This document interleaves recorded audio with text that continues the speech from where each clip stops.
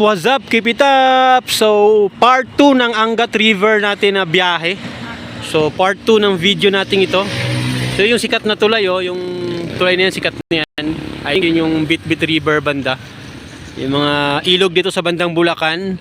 So, part lang po ito ng Angat Dam, ha? Angat River lang po ito. So, ayan. So, ang ganda dito, guys, oh. Ang gandang buni-muni, taas ng bundok. Yan, so probinsya ang datingan natin dito talaga. So ako kasi mahilig akong huminto pag nakita ko mga, alam mo yung mga gandang view, syempre, 'di ba? So talagang nakaka-relax, nakakawala ng pagod. Ayan, so ito. So part 2 ito ng video natin sa Angat River. So maya-maya pupuntahan ko pa yung pinaka-Angat Dam kung may access ako doon. Try kong pumunta paghatid ko ng delivery ko. Yan, oh. So ang ganda dito, guys. Nakaka-relax, alam mo 'yun. Nakaka-refresh ng pagod. Yan, kayo pag may time kayo, wag niyan puro sa Metro Maynila, wag puro mall, 'di ba? Wag puro building.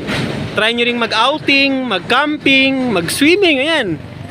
Wala namang masama, hindi mo man kailangang gumastos ng sobra or malaki or mahal.